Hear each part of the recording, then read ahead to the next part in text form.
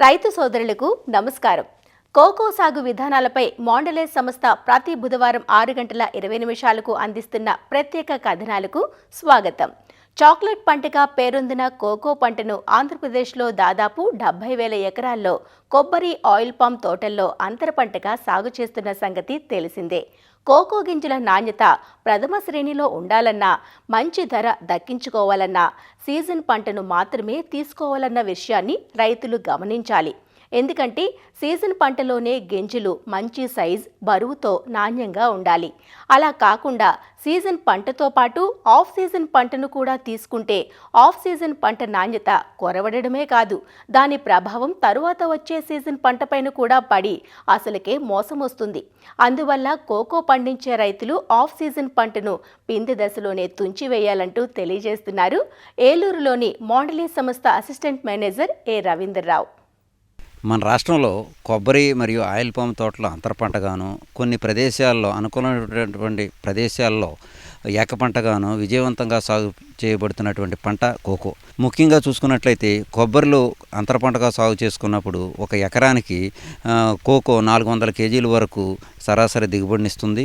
అలాగే ఆయిల్ పామ్లో చూసుకున్నట్లయితే 200 నుంచి 250 కేజీలు దిగుబడినిస్తుంది. అలాగే ఏకపంటగా సాగు చేసే రైతులు కూడా ఎకరానికి 6 నుంచి 7 క్వింటాల దిగుబడిని కూడా తీస్తున్నారు. మన ఆంధ్రప్రదేశ్లో చూసుకున్నట్లయితే మొత్తం పండించిన పంటనే చూసుకున్నట్లయితే 2 సీజన్లుగా మనకు అంది వస్తుంది. ప్రధాన సీజను మరియు ఆఫ్ సీజన్ అని చెప్పుకోవచ్చు. జనవరి నుంచి జూన్ నెల వరకు వచ్చే పంటనే ప్రధాన పంట. అలాగే జూలై నుంచి ఆగస్టు సెప్టెంబర్ వరకు ఆఫ్ సీజన్ పంట వస్తుంది. 2 పంటల్లో ప్రధాన పంట 80% వరకు దిగుబడి వస్తుంది. అలాగే ఆఫ్ సీజన్ పంట వచ్చేటప్పటికి 20 నుంచి 20% వరకు రావడానికి అవకాశం ఉంది. ప్రధాన పంటకు సంబంధించినటువంటి పూత ఆగస్టు సెప్టెంబర్ నెలలో చల్లటి వాతావరణ పరిస్థితుల్లో పూత ఏర్పడి అది అభివృద్ధి చెందుతూ, కాయ అభివృద్ధి చెందినంతకాలం కూడా ఉష్ణోగ్రతలు తక్కువగా ఉండి పోషకాలు, నీటి లభ్యత అంతా కూడా బాగా ఉండి నాణ్యమైనటువంటి కాయలు అంది వస్తాయి. అలాగే ఆఫ్ సీజన్ చూసుకున్నట్లయితే ఈ మార్చి ఏప్రిల్ నెలలో పూత వచ్చి అధికమైనటువంటి ఉష్ణోగ్రతలకి గురయ్యి కాయ అభివృద్ధి అనేది తగ్గిపోతుంది. దాంతోపాటుగా ప్రధాన పంట యొక్క కాయలకు ఈ చెట్టులోని పోషకాలన్నీ కూడా తీసుకోబడి ఈ రెండో పంటకి వచ్చేసరికి ఈ పోషక లోపం అనేది కూడా గమనించడం జరిగింది. ఇటువంటి ఎక్కువ సమస్యలు కలిగినటువంటి ఆఫ్ సీజన్ పంటని మనం నియంత్రించుకుని ప్రధాన సీజన్ పంటని ఎక్కువ వచ్చేటట్టుగా చేసుకున్నట్లయితే రైతులకి ఈ ఖర్చులు తగ్గి, ఈ శ్రమ తగ్గి, ప్రధాన పంట దిగుబడులు పెరిగి మంచి ఆదాయం రావడానికి అవకాశం ఉంటుంది. ఈ క్రమంలో మనం చూసుకున్నట్లయితే కొంతమంది అభ్యుదయ రైతులు ఈ ఆఫ్ సీజన్ పంటని నియంత్రించుకోవాలనే ఉద్దేశంతో మే నెలలో ఈ ప్రధాన పంట కాయ కోతల సమయంలో చెట్టుపోయినటువంటి పిందెలన్నింటినీ కోసి తుంచివేయడం జరుగుతుంది. అలా చేయడం వలన ప్రధాన పంట కాయ కోత అయ్యేటప్పటికి చెట్టు పూర్తిగా ఖాళీగా ఉంటుంది. జూన్, జూలై, ఆగస్టు ఈ 3 నెలలు కూడా చెట్టుకి విశ్రాంతి కలుగుతుంది. దాంతోపాటుగా మనం ఈ ప్రధాన పంట అయిన వెంటనే ప్రూనింగ్ చేసేసి పోషక యాజమాన్యం చేసి ఈ వర్షాలు పడేటప్పటికి ఈ పోషకాలను సేకరించి చెట్టు బాగా ఆరోగ్యంగా పెరగడానికి అవకాశం ఉంది. దాంతోపాటుగా సీజన్ పంట పూత అనేది డిలే అవ్వకోకుండా వెంటనే సమయానుకూలంగా వచ్చి నవంబర్, డిసెంబర్లోకే పిందె అనేది అభివృద్ధి చెందడం జరుగుతుంది. ముఖ్యంగా చూసుకున్నట్లయితే ఈ సీజన్ పంటకి అన్సీజన్ పంటకి ఉన్న తేడా, సీజన్ పంటలో గింజలు 100 గ్రాములు మనం బరువు గింజలు చూసుకున్నట్లయితే సుమారుగా 100 నుంచి 105 సంఖ్య వస్తుంది. అలాగే ఈ ఫర్మెంటేషన్ లెవెల్ కూడా మనం కత్తిరించి చూసినట్లయితే 80% పూర్తిగా ఫర్మెంట్ అయ్యి 20% పాక్షికంగా ఫర్మెంట్ అయ్యి చాక్లెట్ తయారీకి అనుకూలంగా ఉంటుంది.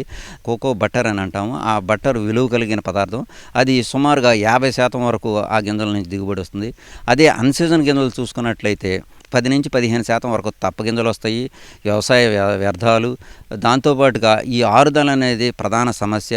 7%కి ఆరుదల పెట్టడం అనేది రైతులకి చాలా కష్టంగా ఉంటుంది. దాంతో అధిక తేమ ఉన్న గింజలు బూజు పట్టడానికి అవకాశం ఉండి చాలా ఇబ్బందులు ఎదుర్కొంటారు.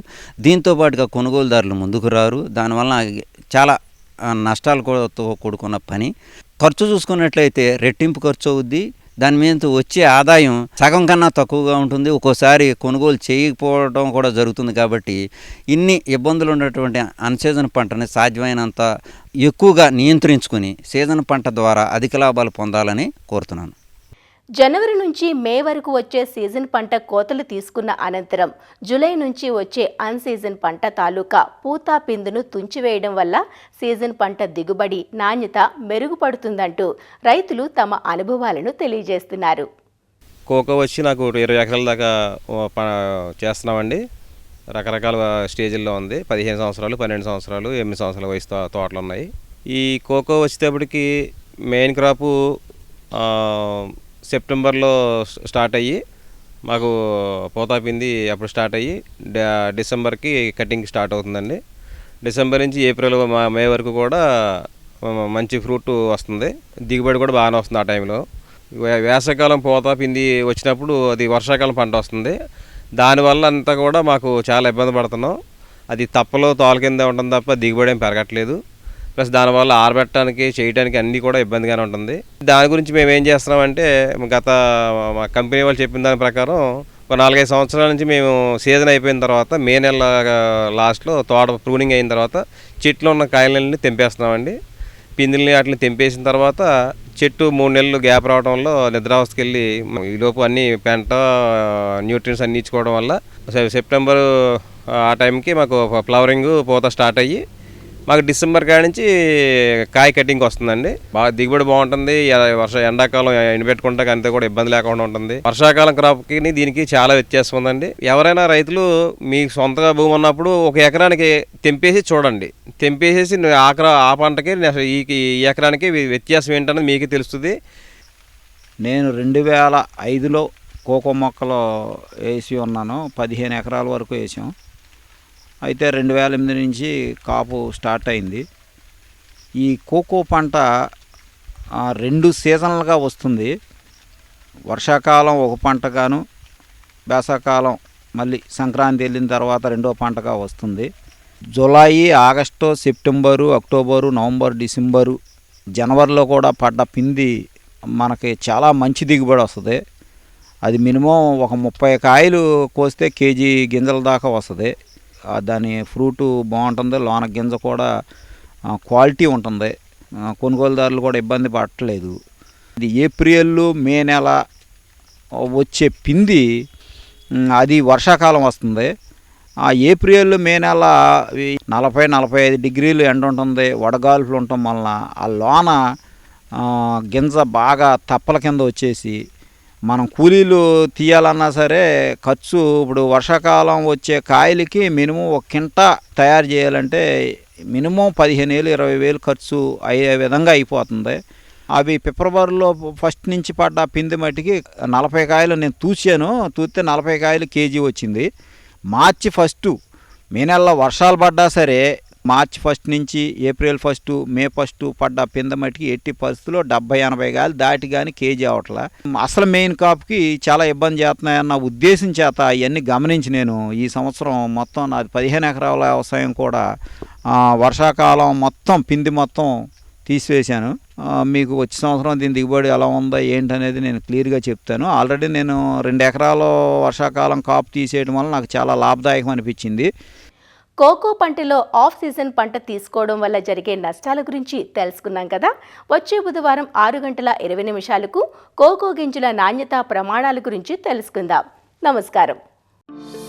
కోకో సాగుకు సంబంధించిన సాంకేతిక సలహాల కోసం అసిస్టెంట్ మేనేజర్ రవీందర్ రావును 984-978-7542 ఫోన్ నంబర్లో సంప్రదించగలరు.